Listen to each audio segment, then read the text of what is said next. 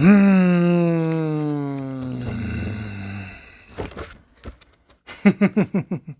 don't have enough time? How can you plan your week better? Let's find out!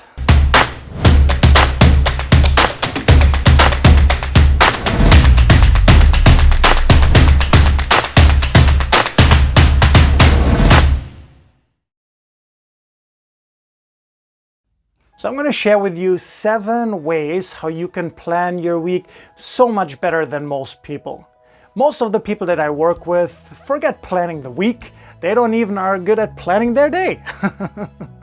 There's a high chance that if you're watching this video, you also want to become better at planning your week.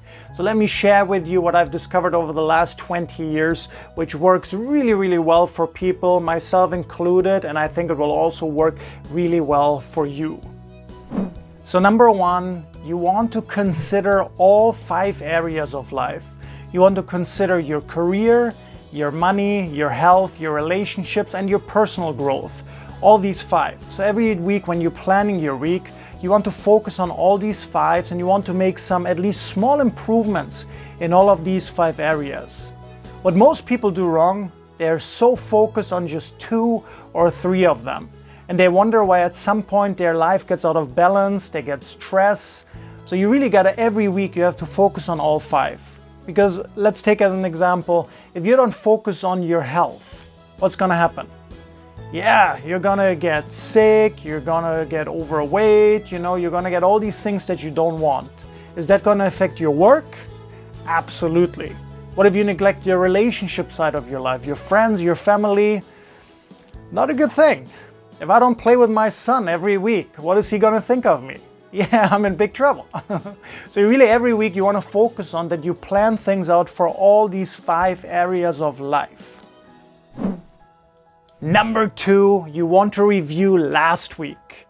Again, this is something that most people never do. You know why? They don't want to look back at the last week and look at all the things that they did not accomplish. People like to remember what they did well. And they want to kind of forget what they did not so well. For example, if I say I want to work out 5 times a week, and last week I only did 3 times, what do you think is going to happen? Do you think I'm excited about reviewing the last week? No! But it's so essential.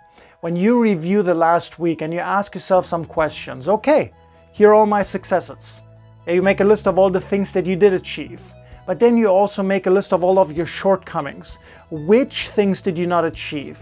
Why did I not achieve them? What do I have to change? Is my goal unrealistic? Is my environment not set up for achieving that goal? Yeah, so really review the week and try to dig a little bit deeper into what's really working already and what do you have to adjust? What changes do you need to make to achieve your goals? Number 3, you brainstorm. After you reviewed the week and you know what went well and what did not go so well, now you can brainstorm a list. Again, I recommend have all these 5 areas in place, and for each of these 5 areas, brainstorm a list of all the things you have to do for the next week and things that you really want to do as well. And try to have a balance of these 2. But brainstorm, I like to often call it a brain dump. Throw it all out there, get it all on paper, yeah? Don't even try to organize everything except for these 5 areas, plan anything, no. Throw it all on paper, throw it all out there, even things you think you might not be doing that week, but things that you probably have to do at some point later. Number 4, after you're done with brainstorming, you prioritize. Now for each of these areas you prioritize which is my most important action for the week, the second most important, third most important, and so on. Yeah, in the end you want to have 5 separate lists of the most important things ready. Number 5, schedule your core must blocks. Block out the time that you must really do the most important thing.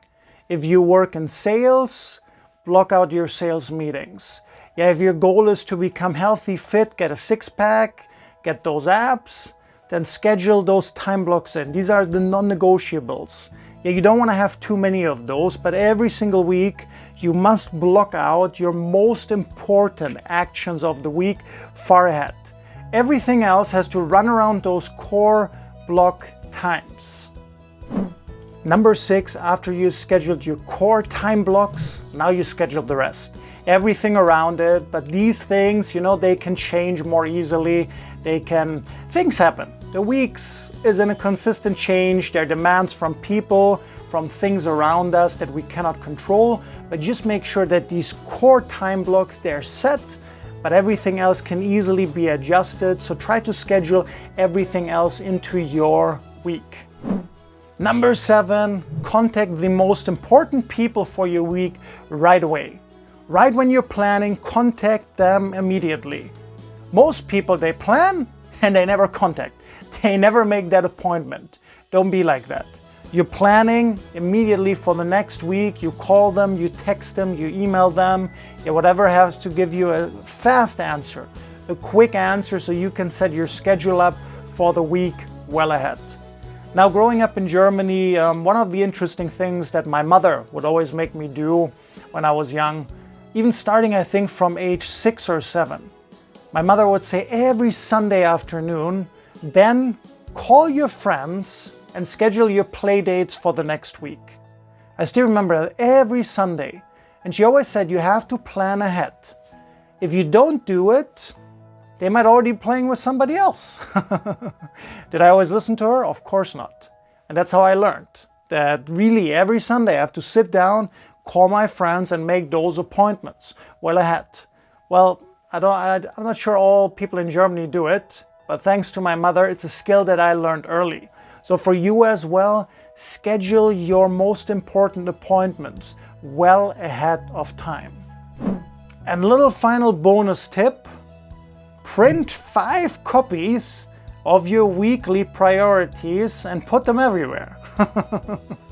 Yeah, of course, if you have it on your phone, on your smartphone, that's a great case. But from my experience as well, if you print it out, there's more of a commitment there to stick to it, to get things done. And then you put it everywhere, at your home, at your work, in your car, even in the bathroom on the mirror, because that's where you look every single day. The reason you want to do that is just so you stay on focus, you stay on target. You know what your weekly priorities are that you want to get done. So comment below one time, what are you going to change from now on about planning your week? Yeah, what are you going to use the most of these 7 ways to plan your week? So comment that below. Also, if you haven't done it yet, hit the subscribe button. We got lots and lots of great videos coming up. Yeah, if you liked it, you can click like it as well. And most importantly, I really look forward to seeing you for the next video.